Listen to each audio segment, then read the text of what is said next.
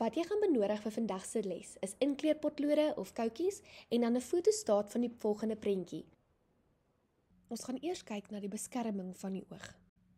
Daar is holtes in die skedel waarin die oog geleë is. Ons noem dit oogkaste en dit beskerm die oog teen beserings. Die holtes is ook gevul met arulêre bindweefsel en vaatweefsel en die vetlaag absorbeer skokke. Die konjunktiva of die dekvliesie is 'n dun membraan. Dis 'n laagie epiteelselle met fyn reseptor eindpunte. Dit voer die ooglede aan die binnekant uit en bedek die oogbal aan die buitekant. Dit beskerm die blootgestelde deel van die oog. As daar irritasie is, sal dit die traankliere stimuleer om trane af te skei. Hier kan jy sien is die konjunktiva vas aan die ooglid. Die ooglede besit wimpers en bedek die oogbal. Hulle funksie is eerstens dit beskerm die oog teen beserings en lig, dit hou stof uit en dit hou die oog klam. Knip van ooglede versprei traanvog oor die hele oogoppervlak. Daar is 'n voorbeeld van hoe die ooglid sal lyk in 'n prentjie van die oog. Wimpers bestaan uit hare op die bo- en onderste ooglid. Hulle beskerm die oog teen stofdeeltjies en skerp lig en hulle is sensitief vir aanraking, so hulle refleks op aanraking sal maak dat die oog knip en dit beskerm ook die oog. Wenkbroue bestaan ook uit hare en hulle verhoed dat sweet in die oë beland. Traankliere sal trane afskei. So die funksie daarvan is traanvog hou die konjunktiva klam. Die stof word uitgewas en dit bevat ensieme wat bakterieë doodmaak. Dit bevat ook glikose wat die oog voed. Die beweging van die oog. So hoe kan die oog beweeg? Die oog word gehou deur 3 pare spiere. Dit maak dat die oog kan beweeg. Die 3 pare spiere kan die oog draai om na voorwerpe oor 'n wye gesigsveld te kyk. Daar is 3 pare spiere wat vasgeheg is aan die sklera, die buitenste laag van die oog. 2 pare regte spiere vir boontoe en ondertoe, links en regs, en dan 1 paar skynspiere vir diagonale kyk van die oë. Die oogbewegings is gesinkroniseer sodat hulle saam na een voorwerp kan kyk. Dit word binokulêre visie genoem. Binokulêre visie is wanneer 2 oë kyk na 'n beeld. Elke oog vorm sy eie beeld en registreer dus elk verskillende aansigte van een voorwerp. 2 aparte beelde word na die brein toe gestuur vir prosesering om 'n 3-dimensionele beeld te vorm en daai word stereoskopiese visie genoem. So 3-dimensioneel is stereoskopiese visie en binokulêre visie is wanneer 2 oë kyk na dieselfde beeld. Dit beteken 2 oë is voor ons kop, ons kan sien met al 2 oë dieselfde ding, waar ons is nie soos byvoorbeeld 'n duif, waar die een oog aan die een kant van ons kop is en die ander oog aan die ander kant nie. So voordele van hierdie binokulêre visie is ons het 'n wyeer gesigveld. Hier kan jy sien ons het 'n wyeer gesigveld, vergrote sigveld, diepte persepsie, so ons kan in 3-dimensioneel sien, dis stereoskopies. Diepte bepaling, ons kan bepaal hoe diep of hoe ver iets van ons af is en kompenseer vir die blinde kol. Ons gaan nou kyk na die inwendige bou van die oog. Die buitenste laag noem ons die sklera. Dis 'n sterk, nie elastiese, ondeursigtige wit laag aan die buitekant van die oog. Die funksie van die sklera is dit beskerm die inwendige strukture van die oog. Dit behou die ronde vorm van die oog en dit dien as 'n vashegtingsplek vir die uitwendige oogspiere. Aan die voorkant van die sklera is die kornea. Die kornea is nog steeds die buitenste laag soos die sklera, maar die kornea is deurskynend. Hy is deurskynend sodat die lig deurgelaat kan word. Dit is ook verantwoordelik vir die refraksie of die buiging van ligstrale, sodat dit vanaf die voorwerp die beeld op die retina éventueel gaan fokus. Die choroïd is die middelste laag. Hy bevat bloedvate en 'n bruin pigment, so hy is donkerkleurig. Die choroïd se funksie is hy verhoed die weerkaatsing van lig, hy absorbeer die ligstrale en die choroïd se bloedvate voorsien die oog van suurstof en voedingsstowwe. Die choroïd is aaneenlopend met die ciliêre liggaam en die ciliêre spier. Die ciliêre liggaam met die ciliêre spier speel 'n rol in akkommodasie van die oog. Dit verander die lens se vorm en ons gaan daarna kyk wanneer ons bietjie gaan kyk na akkommodasie. Die suspensoriese ligamente hou die lens in posisie. Die lens verander van vorm vir naby en vervisie. Naby en vervisie, dit is wanneer ons gaan kyk na akkommodasie. En wanneer die lens se vorm verander, dan verander dit ook hoe die ligstrale gebuig word om te vorm op die retina. So hierdie gedeelte kan ons sien as die gordyntjies. Die gordyntjies kan meer oper gaan of meer toer gaan en hy gaan die pupil groter of kleiner maak. Dit is ook die deel wat kleur aan die oog gee. Dit is die iris. Hy besit ook radiaal en kringspiere wat gaan maak dat die pupil kleiner of groter gaan en ons gaan ook bietjie meer spesifiek later daarna kyk. Tussen die irisse is daar niks. Daar's basies 'n gat en hy vertoon swart. Dis die swart gedeelte in jou oog. Dit is die pupil.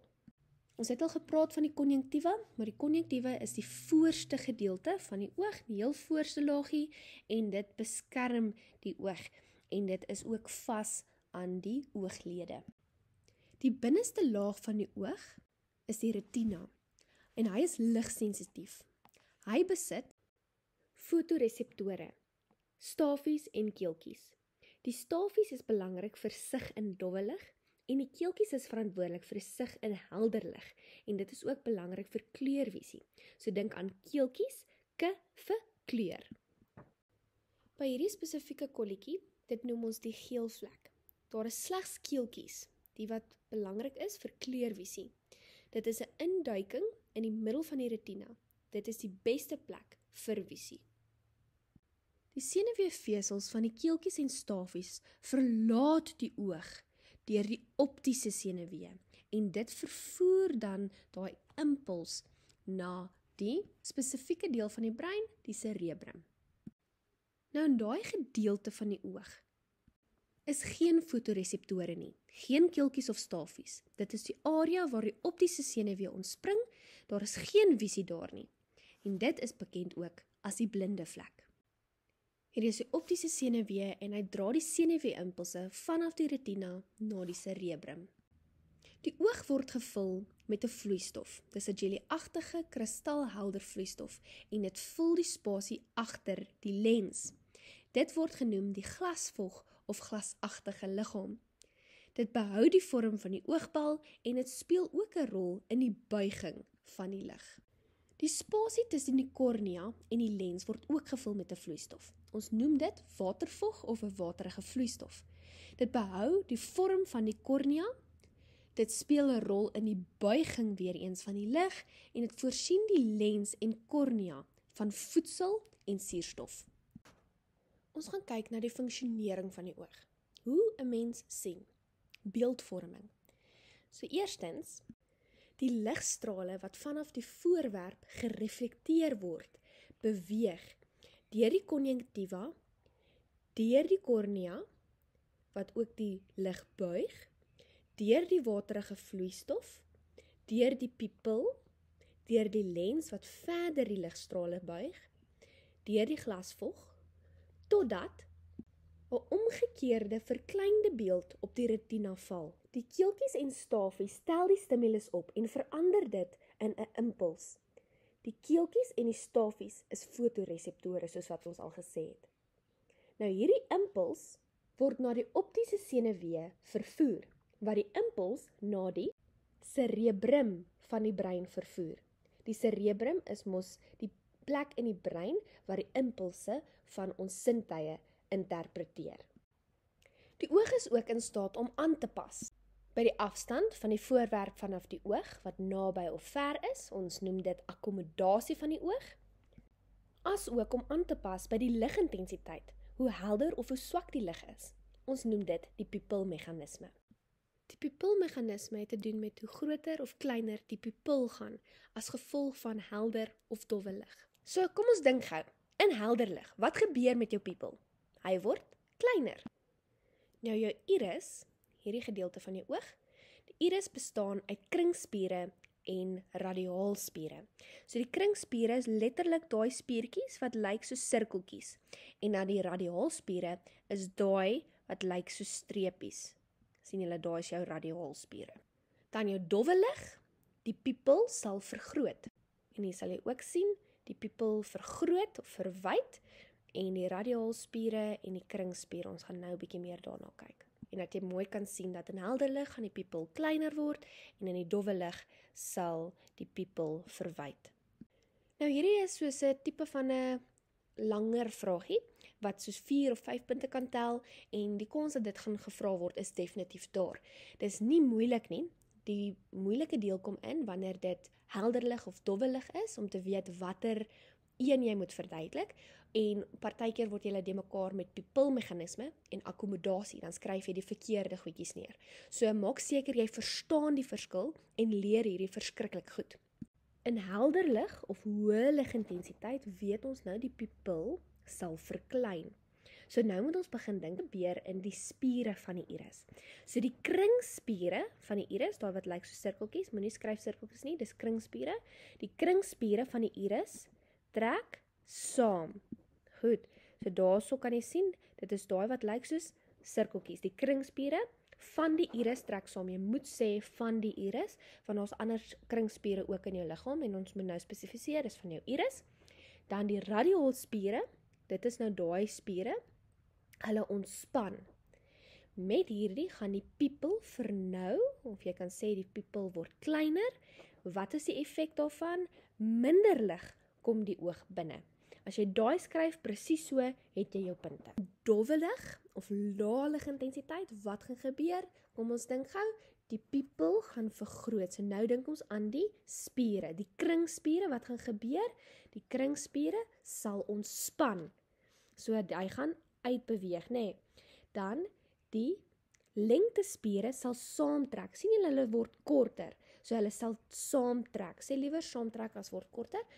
Dit is beter om dit so te sê. Dan die pupil verwyd of word groter. Wat is die effek daarvan? Meer lig kom die oog binne. En as jy ook die twee langs mekaar sal sit, dan sal jy sien dat dit wat gebeur in hoë ligintensiteit is die teenoorgestelde as dit wat gebeur in lae ligintensiteit. Nou die volgende gedeelte waarna ons gaan kyk, dis ook 'n tipiese lang vraagie, is akkommodasie.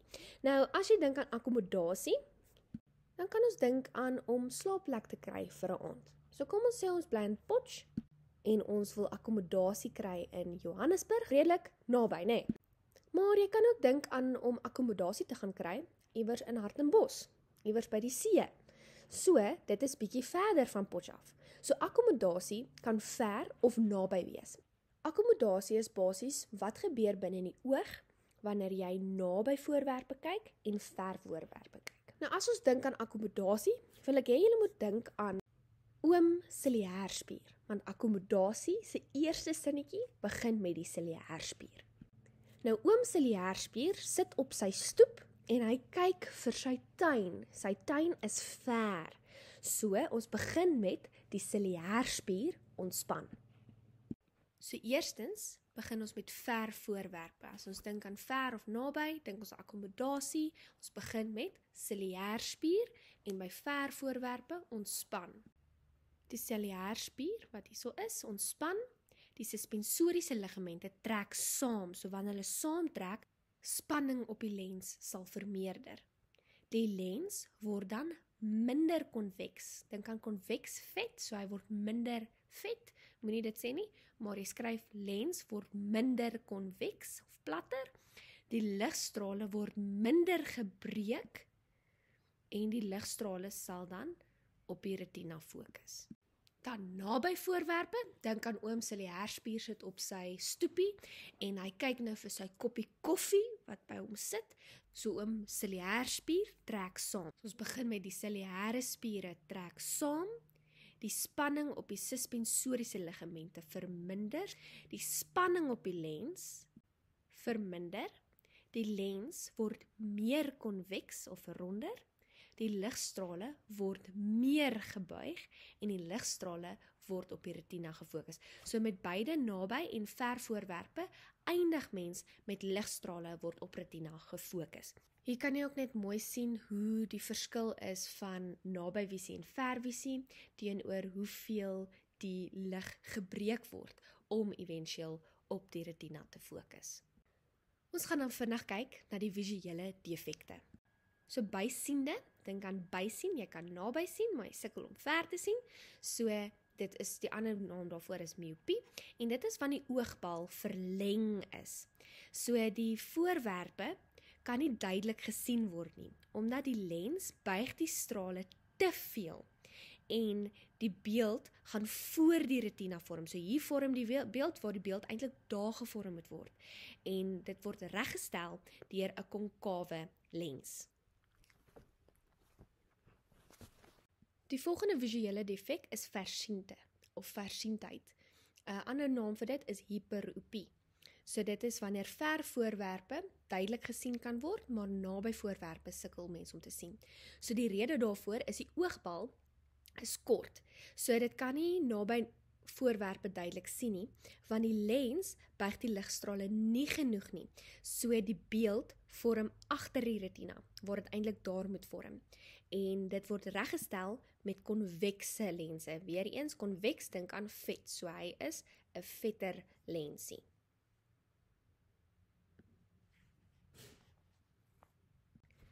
By astigmatisme, die volgende defek, is die ronding van die lens of kornea ongelyk. Dit lei tot dowwe en verwronge beelde. So hierso kan jy sien, aan hierdie kant kan jy duidelik sien, en aan hierdie kant is dit asof die ligte so bietjie getrek word. So jy kan nie sien, die kornea is ongelyk, en dit kan ook wees as die lens ongelyk is. En dit lei tot die verwronge beeld, wat jy dan hierso kan sien. En hoe mense dit reg kan maak, is deur 'n bril spesifiek gevormde lense hê, om hierdie probleem reg te stel. Katarakte is die laaste visuele defek. So dit is wanneer die lens, hierdie gedeelte, vertroebel na mate mens ouer word. Die lens word dus dof en ondeursigtig, en dit kan lei tot blindheid. Deur middel van chirurgie sal die lens vervang word met 'n sintetiese lens.